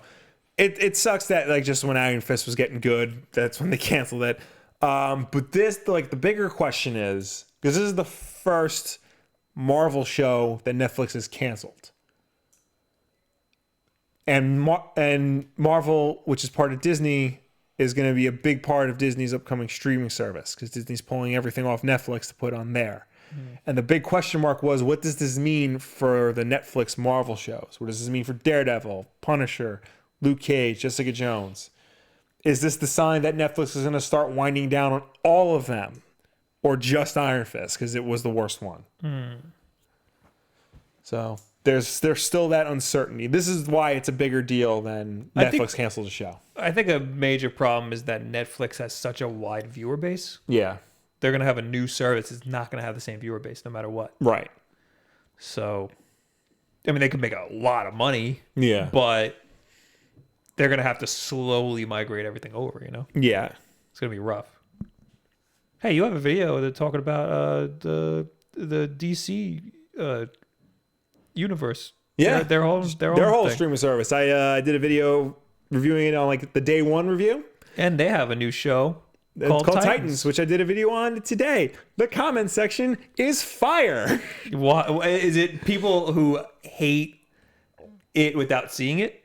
Is that what it is? It's people who don't like it. It's people who are mad that Starfire is a black woman. Wow, wasn't expecting. I actually on this show, I was like, wait a second, and then people were like, uh-oh, yeah, because I was like, that is a little weird that she's black in this show. I mean, look, because in my head, she is a Valley girl, you know, right? Like a stereotypical dumb white per the girl. cartoon, yeah, Yeah. But like, okay, That's not to say that they can't change that. Yeah, but, like. Just because she's not orange doesn't mean she's not necessarily Starfire. It's very clearly like she is orange, isn't she? In the comics, she is. Yeah. In this, is it just her hair? It's just her hair. Oh, okay. Yeah. I mean, they did a good job of making her look like like that's Starfire. Yeah. In motion, she like the silhouette and like the purple outfit, like it's Starfire, and like the way it's set up, like she's not Starfire that we know her. She's like everybody in the show is building towards. Who we expect them to be, you know. I talk about that in my video, but like everybody, like there was somebody in the comments. I swear to God, it basically said, "I'm not racist, but." That's pretty much how I started my conversation. Yeah. Don't ever start conversations like that. But it's good. Grimgane brings up a good point. Starfire is neither white nor black in the comics. That's true. She is an alien. Yes. I almost wrote this, but I didn't because I got too tired. Dick Grayson Robin is in the show. He is blonde, and he doesn't wear like the underpants and the booties. He wears like a full armored suit, but nobody complains about the way he looks. True. He's blonde? He's blonde. He's not like the black hair Dick Grayson. I didn't realize that. He's like a light. Jason Todd looks like he's got like his forehead juts out. He's a weird looking dude. But the show's good. We'll see how it goes for the rest of the season. I'm shocked that the show's good. Yeah, I mean, it's not great. It's not as good as Daredevil was, but it like for what it is, it's pretty good. Right. Yeah. All right. Well, that's all that we have to talk about. Yes. Right? Yeah. Mm-hmm. Cool. I see we have an unboxing. Yes, that's why I've been playing with this knife this whole time. Okay. Viper says, question, if they made Starfire black, is it then racist to mention her sister is called Blackfire? Is that true? Yes. Then yes. No, you're okay. Well, no, because there's Black Panther, there's Black Lightning. Yeah. Yeah. Real quick, do you remember Harvey Birdman, Attorney at Law? How could I ever forget the best animated show on TV? Apparently, like there was a special the other night where Wait, it came out? Yeah, Attorney General. I'm stoked for that. Yeah, but that's not what I want to talk about. They did an episode where they had Black Vulcan from Super Friends on, and they're like, "Did you pick your name Black Vulcan?" No, Aquaman named me that. I want to be called Super Vault. Why can't we call you Whitefish then? That show is amazing. Yeah. All right, this is from AP Machina. Oh. Yeah, Thank you. I sent it to our PO box. Thank you. You could send us cool stuff. Yes. Hopefully snacks. Yeah. Or the Halloween box set. I know one of the things. I know two of the things. Okay. I don't know what else he sent though. This is heavy for some reason. Hopefully there's no bees in here. Yeah. I don't trust him. Packed it a little too well here. Oh, here you go. Oh, there's a note. There's a lot of stuff in here. Thanks for all the dope videos and convincing me to buy a Switch. I hope you like the stuff. Ya boy, AP Machina. P.S. Tell AJ he is good people. Oh, I like this. This is a Jungle Demon Predator figure from NECA. It's a Loot Crate exclusive. I like this. Zoom in a little bit. This is, is this DC Direct? I think this is DC Direct. The Arkham Knights Robin, Tim Drake Robin, mother effers, action figure. Is it? Wait, did you say Loot Crate? The Predator figure is Loot Crate. I think all of this stuff is Loot Crate. Robin doesn't say Loot Crate on it. Does it have to? Yeah, it usually says it. Oh. Yeah. So this is what he told me he was going to send me. Let's get Mega Man and Sigma out of here because we don't have. Because who cares? Yeah, who cares about this? I'll put my coffee down here too. Yeah, this is DC. So this is what he told me he was going to send me. This Foxhound glass. Ooh. Which was a loot crate. I'm into that. But more importantly, he drew a little thing. It's me going meep. Ha! That is you going meep. He's very good at drawing my hairline. But this is what I really wanted. This was a Loot Crate exclusive, and I almost signed up for Loot Crate just for this. It is Metal Sonic.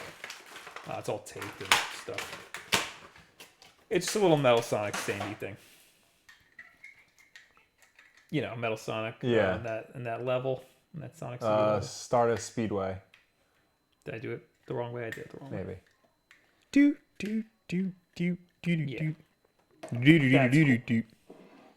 And there's a little pin. You like pins? I got nowhere to put this pin. I'll take the pin. That's a cool ass As I pin. throw it on the floor. There's more stuff here too. I see that. Kong Skull Island. What is this? Ceramic mug.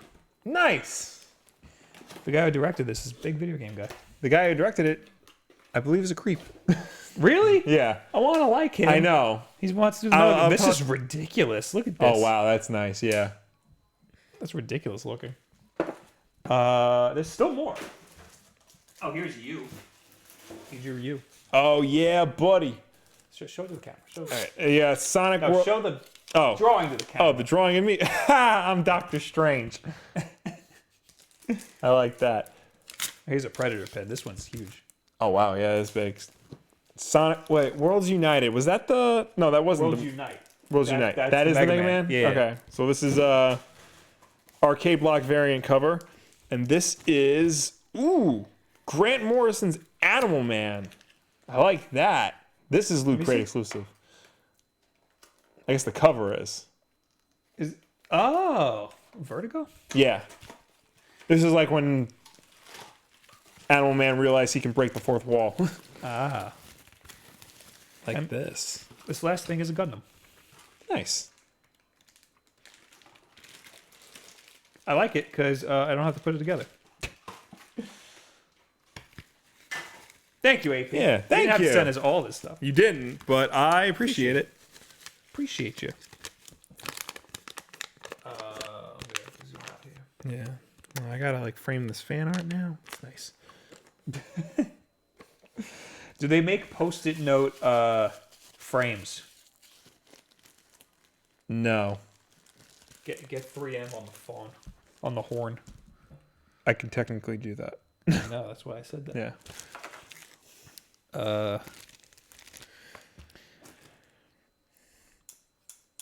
I like things. I'm just playing with a knife. Oh, I forgot to do the tweet of the week. Tweet of the week! Tweet of the week! Tweet of the week! I have one. Okay, where is it? I gotta get it. I didn't pull it, but I got one. Most of the time, the tweet of the week is someone that I retweeted already. Right. If it's not, then it's definitely something that I favorited. I favorite a lot of things, though. All right, here it is. All right, this requires a visual. It's from Unusual Videos, the Twitter account. Mm-hmm. Am I showing the screen? I am. Okay. Here you go, Will.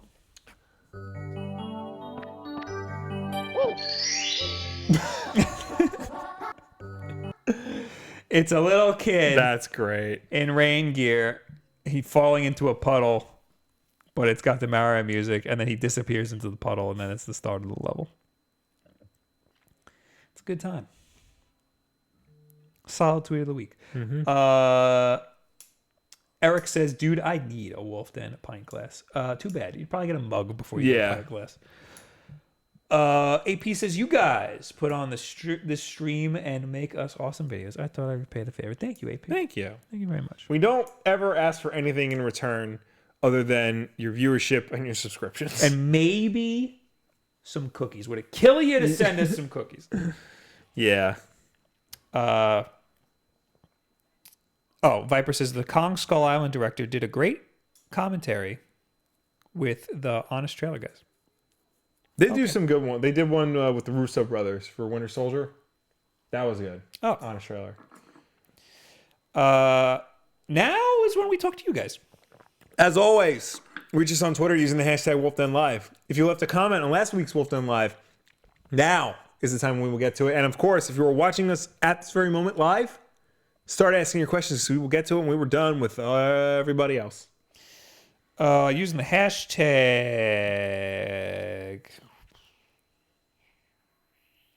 We already answered the game collecting one. AP in the chat says. Oh, no, we answered that one already. That was last week. Yeah. Simone Stig said, "Did you see the quote leaked photos for the N64 Classic? When do you think we'll get an announcement, and when will it come out?" I did see them. Yeah, I saw them too. I don't think they're real. Nintendo Life was very adamant about how they're not real. Yeah, I don't think they're real at all. I'm gonna stand firm and say I don't see this coming at all. At all. Ever. No. I think it's a next year thing. I don't think so. I think it's a Game Boy first. I don't know. Before an N64. If it does come out and it doesn't have GoldenEye on it, nobody's gonna buy it. Oh, it's not worth it. Yeah. I also think it's that weird sort of connection that they have, because that's the picture has like the same controller inputs that the NES Classic and the Super Nintendo Classic have. The Wii. They're dumb. Yeah. You got to get rid of those. I know. It's stupid. Just make them USB ports. They're smaller. The PlayStation Classic, I think, is a USB port. Yeah. I don't know. I feel like the N64 would be too expensive because like it's harder hardware to emulate. It's just got to have 4 controller ports. Part of what they were saying is that the kerning on the N64 logo is off on the text, which is true. Yeah. But I don't know. I mean, I never believe anything until the company says that it's a thing. You know? Like, I don't believe leaked pictures of anything ever. Yeah. Because they're so easily faked. But they were good-looking pictures. Didn't look like overly photoshopped. Yeah, it was all right.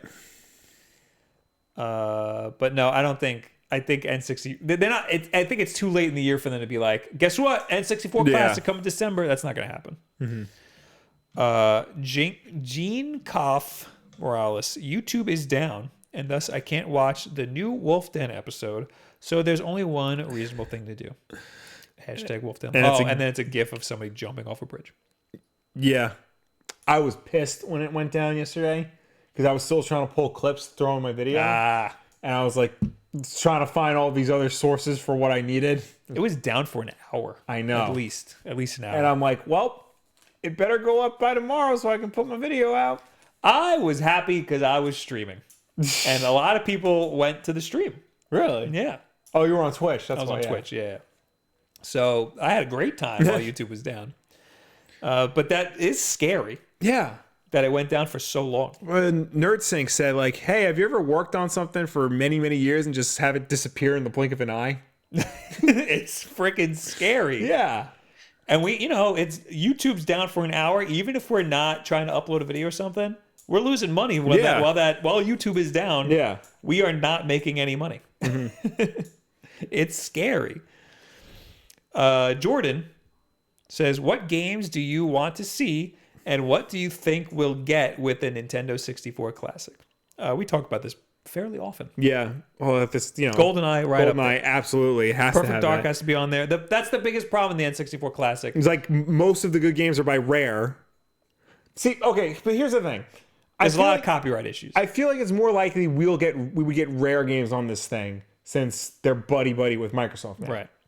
I don't think that is necessarily an issue. I think they can work something out for like Banjo-Kazooie and things like that. The problem is GoldenEye. Yeah. Because everybody had that. But the problem is it's split between, Microsoft, Nintendo, and whoever currently owns the James Bond license. I think the best aged N64 game might be Star Fox. Yeah. Yep. I don't know what other obscure weird ones I would want on there. 1080 snowboarding. That's got to be on there. That would be good. Mario Kart 64 and Diddy Kong Racing.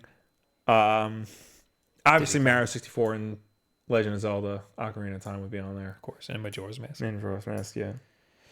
Little skeet. My dogs. How hangs it? I saw your new Switch vid. Solid work, Broham. But I'm curious if you could mock up a Dream Switch or handheld, what would it look like? Please make it realistic. I did in the thumbnail of my video. It's just a Switch with a bigger screen. That's it. Because like I say in my video, you're limited by how big the Joy-Cons are, and I do not want them to make smaller Joy-Cons. Yeah, no, that would just... anything. Bigger I can see, but I wouldn't want them to do that either. Yeah, I don't want any more Joy-Con out in the wild. Yeah. Just leave them how they are. Mm-hmm. Really what I want, here's what I want. I want a phone that has a button, an additional button next to the home button, and a little nub for a controller. Well, lucky for you, what's that Huawei, company? yeah, I know. They made the thing, and they're like, oh, this is more powerful than the Switch. They also neglected to say how it's 3 times the price as a Switch. Yeah. Anyway, no, last week's Wulff Den Live. That's it for the hashtag. Breaking news. Uh-oh. Who's dead? Mario.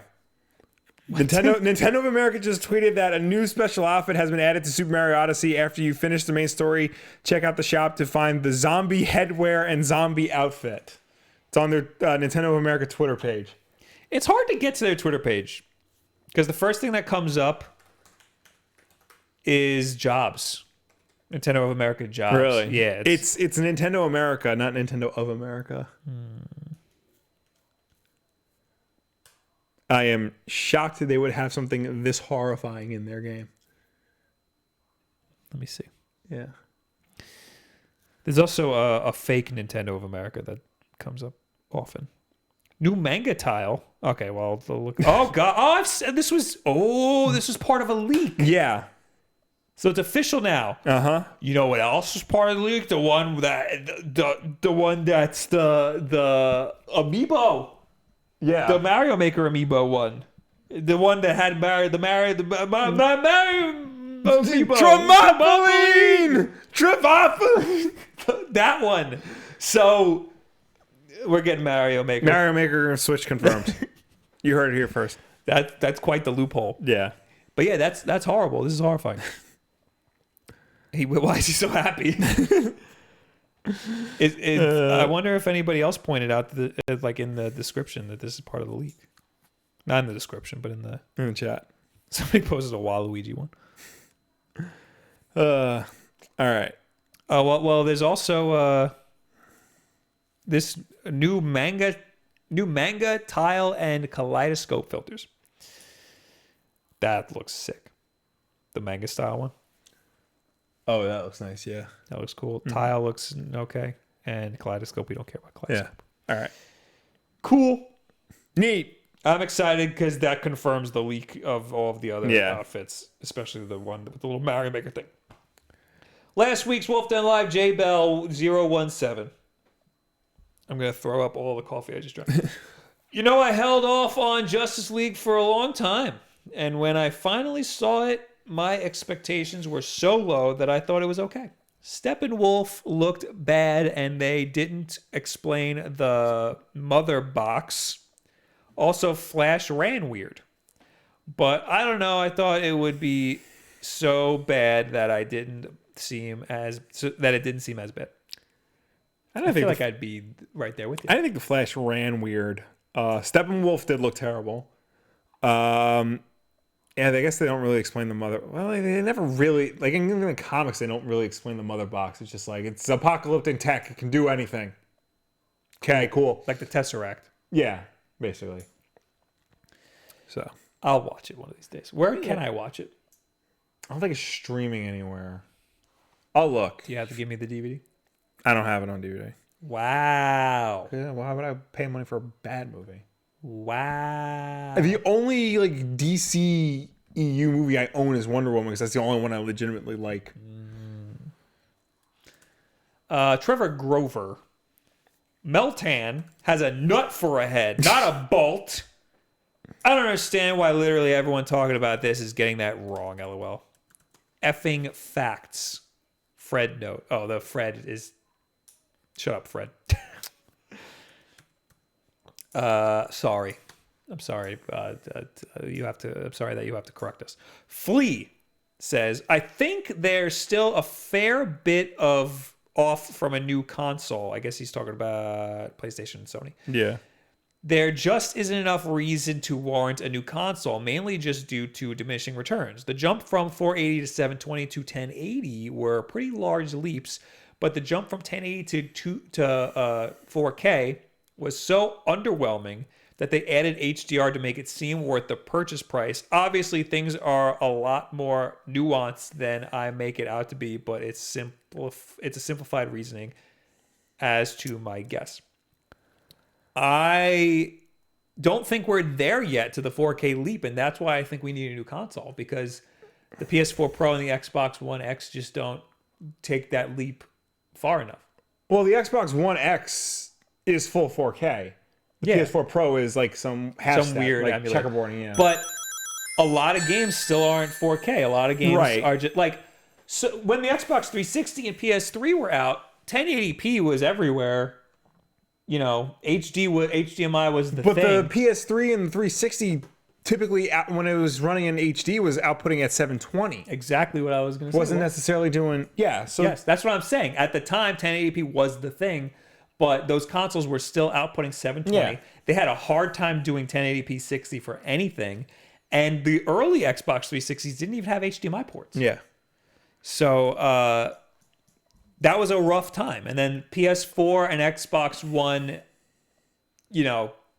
made 1080p a thing. Yeah. They were way late, and 4K was a thing. Well, so they had to retrofit them to be 4K. Well, that's why we got the Xbox just, One X and the 4K was like in its infancy when those two consoles came out. Yes. But like it evolved so quickly and it became so much cheaper. Now when people buy new TVs, they instantly get 4K TVs. If you roll back to Wulff Den stuff when PS4 and Xbox One were being announced and stuff, that's way back. That's like the beginning of the channel. Actually, wait, we didn't. Yeah, 2013. Yeah, so the consoles were pretty much out or almost out. Yeah. I was on my little soapbox saying these consoles need to have 4K or else they're not going to last very long. Yeah. And they didn't come out with 4K, and I was like, what the hell, man? But they're lasting a long time. They are lasting a really long time. Well, no, because then they freaking made these iterative consoles. That was their solution to not being 4K. But people are buying like the regular consoles more than they're buying course. Yeah. But they had to release they saw that they saw that they needed to add 4K, which I think was awful. They should have just had the ability to be 4K from the beginning. Well, I think I'm not mad that they didn't put 4K in the beginning. I think if they wanted to do it, they should just release the PS5 and the Xbox One, 2 or whatever. That also. That would have been. So that would have been. I will say, I figured out how to get HDR working properly on my basement TV, and I was playing Spider-Man with HDR on. It is a difference. It does make a difference. I'm gonna need to see that because HDR is so weird. There's like 10 different types of HDR. There is. I've never been able to see a difference, so I need to see what a real, because you have a nice TV. Yeah, I need to see what. Just come over one day. We'll go swing around the city with HDR on. I need to see what I'm gonna have a PS4 Pro in like a week. Okay, so I'm gonna bring it over to your house. Leave the keys under the no in the mailbox. We got to talk about that later because I got problems with that. With what? 4K? 4K HDR. Oh, okay. Yeah. Because if you're doing 4K and HDR at the same time, you need an HDMI cable that can do 18 gigabytes a second. And right now, I don't have that. Shouldn't the PS4 Pro come with one? It should. But the Xbox One X, because I have that. But my TV in the basement. Yeah. I have to like run the HDMI cable through the wall in order to get it. Oh, but can we just friggin' plug it right into it and leave it on the floor? I don't really care. All right. Because I'm just bringing over a PS4 Pro. All right. So then we got to, take the TV off the thing, get my wife down to help us hook it up. Oh, and then, God damn it. Remember last year? Yes, I remember. Okay, anyway. A Noir says, look at all them bumps. You got eczema? I think this is a quote from something. I'll look it up. And while I do that, Justice League is currently on HBO Go. Oh, I don't care. I actually just deleted the HBO Go app off of my PS4 because why do I have that? You can use mom and dad's login to watch Justice League. It's hooked up to my computer. Why don't I just watch it on my computer? Why would I watch it on my PS4? Or you can do that. You know what? It was like 2 gigabytes. Taking up 2 gigabytes. Really? Yeah. That's a lot. It's a lot of gigabytes. I probably downloaded it because like when we had it over here, I can watch HBO Go. I had a lot of video streaming services downloaded on that PS4. Yeah. I deleted all of them because I was like, I'm never going to use any of these. It looks like it's a Vine. Device. It is a Vine. Yeah. I actually looked this up before. Old Bowman. No, the board game in Mario Party was always vital. Vital. The mini games were like the icing. The boards are terrible and boring now. Mario Party is a virtual board game with mini games thrown in when you get to them. And that makes you appreciate the mini games. Just mini games, that's boring and stupid. Was it me arguing that mini games were the... Yes. Okay, I don't remember because I don't really care that much about Mario Party. People were really excited about that game that came out on the DS. Super Mario Party. Right? No. No. That's the new Switch one. Oh, the... Mario Party 100... Something, yeah. It was the 100 different mini games that were just mini games. And people were pissed that that didn't come out for the Switch. Yeah. Because people wanted just the mini games. So there's people who think the mini games are great and the best part. Mm-hmm. And I think that the board game ties it all together, but the whole game's trash. Yeah. The top 100. Mario Party, the top 100. The dice are weird. They don't work right. A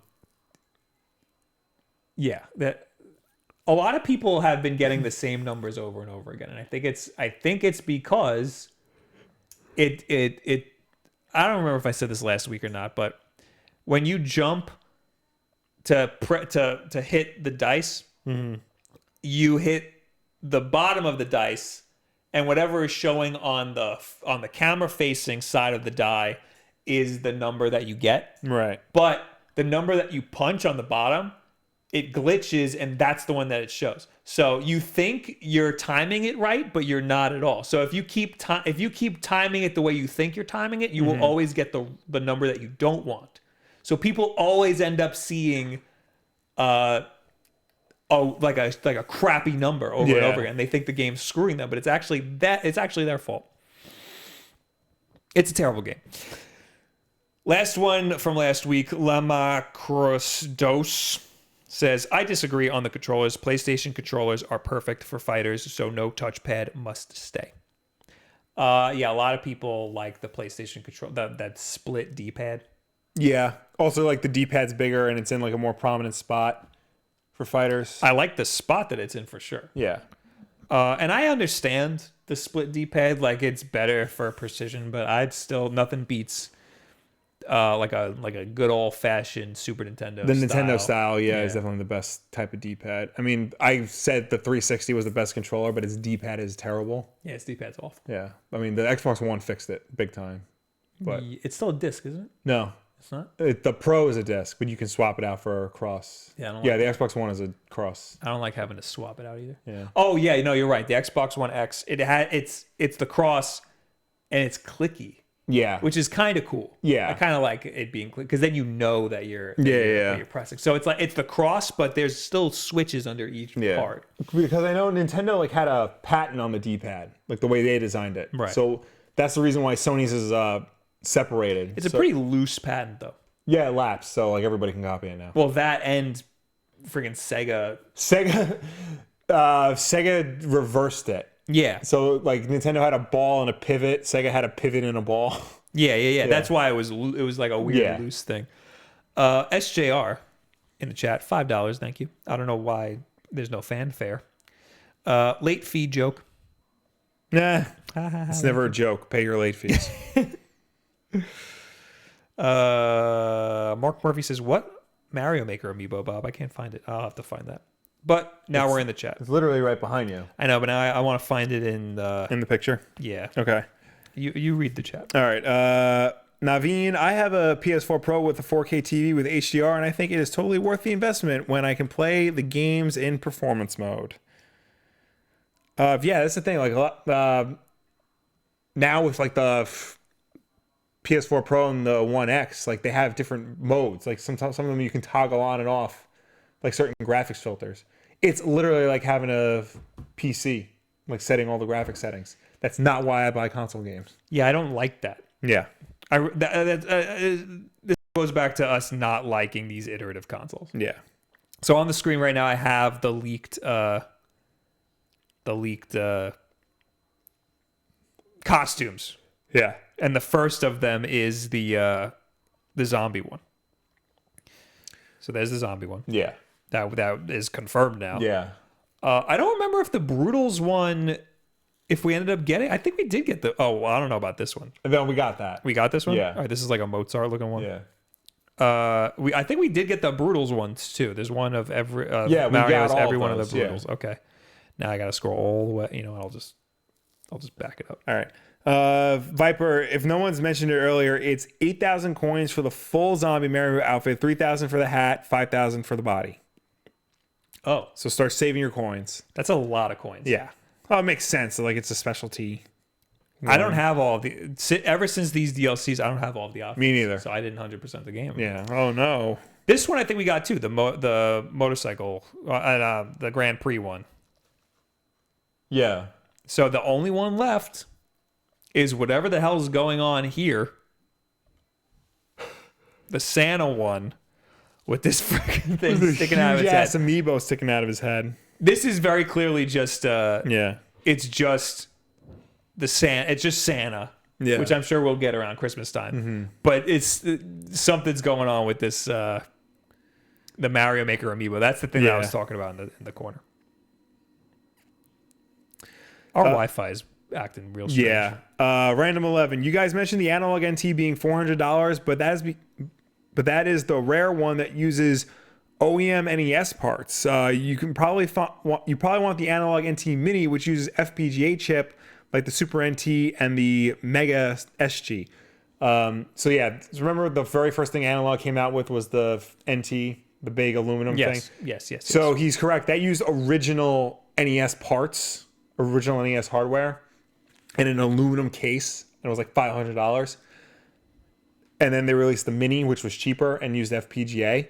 But it still uses an aluminum case, so it is still more expensive than the other two are. I don't know the exact cost, but it does cost more.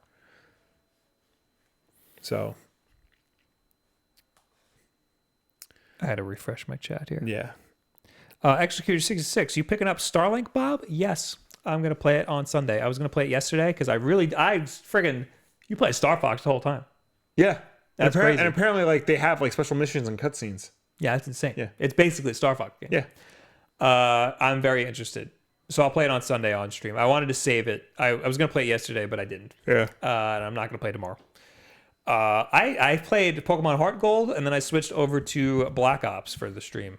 And I love Blackout mode. It's fantastic. Yeah. Then I played like 2 rounds off stream by myself, and it's freaking great. David Easley, 1080p isn't out the door yet. Still, the overwhelming majority, it's not like late PS3 360 era when 1080p took over. We need another few years for 4K to truly take over. That's true. A lot of games still have trouble like outputting 1080p. I know. Yeah. I know. Yeah. No, you're right. Yeah. Yeah. I mean, that's most of the reason why we still film all of our stuff in 1080p. Yeah. We're not switching over 4K anytime soon. Barack Obama's wife. Oh my gosh, their voices sound the same. Well, Michelle, We were just having to talk about this. we were just having to talk about this with Will Wolf's wife. Yeah, it's because we're brothers. So suck it, Barack Obama's wife, and tell your husband. Oh yeah, to get off of that, get off of Pokemon's ass. Yeah, tell him if he actually sat down and played the game, maybe he would have been a better president. Thanks. Piece of garbage. Mr. Brockarock. I was interviewed as a programmer at Rockstar. They told me at the end the salary was for a 50-hour work week, not 40. I wanted 25% more money. Didn't reach an agreement. They work their employees hard. 50-hour work week. That's insane. Yeah. I don't like this thing where companies just forget about lunchtime. Yeah. It's 8 hours and then 9 if you include lunch. Yeah. Like what? Yeah. Since when? So 50-hour work week. That's like, well, what's 50? That's more than... That's 10 hours a day. Yeah. Not including, that probably doesn't include lunch. Right. Yeah. That's crazy. Don't do that. No. If you're full-time, the hours that you spend outside of that 40 hours, you don't get paid for. Yeah. You know? That's just how it is. Mm-hmm. But straight up saying 50 hours, that's crazy. Yeah. No, don't do that. Drew Cummings says, I think they'll probably just make a sequel to Mario Maker with their rebuilt UI. I agree. Yeah. But their UI is trash. And, well, I mean, the actual making of the levels is good. Yeah. But Everything all the else, other stuff is trash. And it'll always be trash. Nintendo's very bad at UI. Except the Switch UI is all right. Yeah, it's very basic. A lot of people want to add all these features and make it like all this other stuff. I think it's fine how it is. Don't add anything. You're going to make it worse. Don't put music on it either. People were very upset when they found out there's no music. As if there's freaking iPad music when you pull out your iPad and you go to the home screen is freaking playing music. I switched my PS4 theme because the music was bothering me. I got a PS2 theme for my PS4, and it's just like the ocean sound in the background. That's awesome. It's so much better than like the stupid like background elevator music. Dylan Pierce. Bob, glad you're enjoying Blood Blockade Battlefront.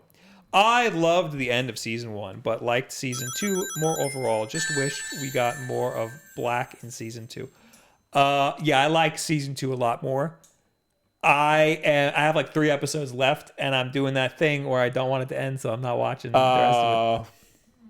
It's very good. I gotta watch that. Also PlayAsia.com has... So Unison Square Garden is the name of the band that does the intro for Season 2 and the outro for Season 1. The outro for Season 1 is far superior. I bought that album off of PlayAsia, and I just got it, and it is awesome. Nice. My friend Sam. Yeah. I played it for him, and I was like, you gotta listen to this one song. And he says, that sounds like a pop punk band if everybody but the drummer was good. No. If not just the drummer was good. That's what he said. You know how pop punk, the drummer's really good, everybody else sucks. Yeah.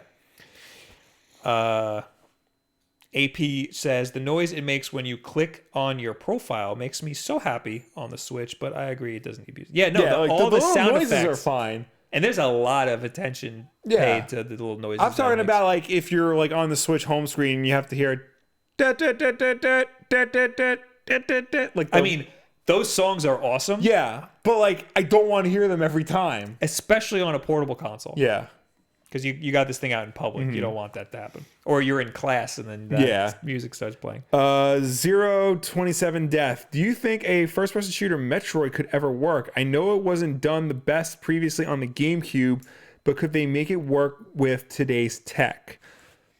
So, Metroid Prime on the GameCube and like the Wii, like those, like they were first-person perspective, but they weren't first-person shooters. They were adventure games that happened to be from first-person perspective. If it like, I'm assuming Metroid Prime 4 is gonna be first person. It'll probably be twin stick, like the way most first person shooters are nowadays. But it's gonna be a first person shooter. Yeah, I don't expect like Doom, like expect Metroid. No. Yeah, it's very important that you establish that. You know, Alexander in the chat says, where'd it go? I lost it. Stupid super chat. Do you like the ending to Zelda Breath of the Wild? Breath of the Hell H. Zelda both. Yeah. I never beat it. So, I mean, I know the ending. Yeah. But no, I never beat it. I kind of understand why. So, a little spoilers for Breath of the Wild. After you beat it, it throws you back to before you fight Ganon, because the game doesn't exist after you beat Ganon. Oh, so there's no end game, really? Yeah, there's no end game. Really? You beat Ganon and it throws you back to before you beat Ganon. That's just how it is. So you beat Ganon. There's like no cutscene saying like, oh, you beat the. No, there's stuff that I don't know what happens. Okay. But There's stuff that happens and then the credits roll, I guess. All right. I mean, And then it just throws you back. A lot of games do that, though. I know. Yeah. But a lot of people are upset about that. No, yeah. Dylan Pierce, $5 super chat. Funny story. I found out about Blood Blockade because I found a fan-made animation of the outro from season 1 with Pokemon characters. Check it out sometime. I will. That is one of the best anime songs. The outro to season 1. That's how I found out about Trigun from back in the day. Remember when you download a video for a song on Kaza? Yeah. And you get a weird anime thing? Yeah. I think it was Sugar by System of a Down, but it was a Trigun like mashup. And I was like, what is this weird I first heard anime? about Trigun from an ad in Nintendo Power. You read Nintendo Power? A friend of mine had Nintendo Power and I was borrowing it for something. AJ says, that's called a Zelda ending. I've never made it that far in a Zelda game, AJ, so... All right, this is the last one I'm reading. Alias, is a GameCube classic possible, or is it too, quote, new? I feel it would sell more than any of the other classic systems. I don't think it would sell more than any other classic systems. I am going to say that no. Yeah. It's not possible because of the way that... This is my problem with the PlayStation 1 Classic, is that HD doesn't look good for these old consoles. Like our GameCube, we can get it to output 480p and it looks great. Right. But people aren't expecting 480p. They're expecting 1080p and that just doesn't look good. That's the thing. Like you can... the upscaling is the problem. Yeah. So, like the PS1, it outputs at 240p. But, if you get like the cleanest signal possible out of it, then you can scale it to 720 because that's a, 3 times upscale and that's fine. But...